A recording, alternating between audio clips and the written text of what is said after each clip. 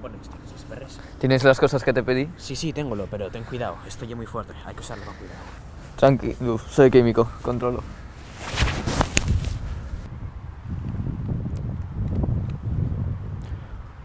Bones, comisario. Tengo un camello. Acabo de atoparlo vendiendo xunto al Molinón.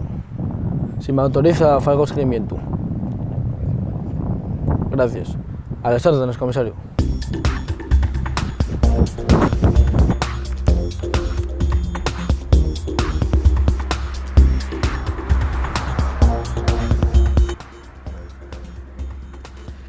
Agora voy pillate. Ven, vende algo. Vas cagate.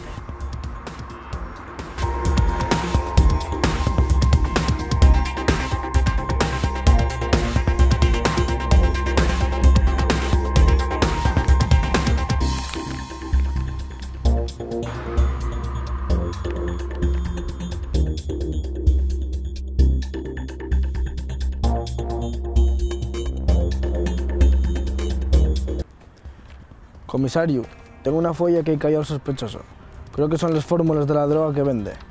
Mandé imagen al laboratorio. Espero respuesta. Sigo al sospechoso.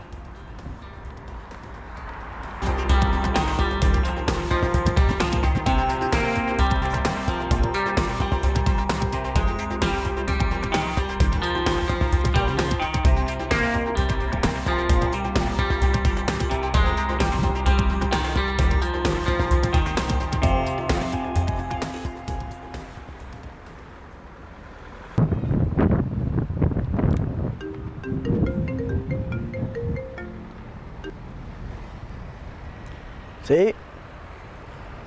La fórmula de una bomba que es inestable. Entonces es fácil que España. ¿Pero cuándo? ¿Ya? Vale, voy.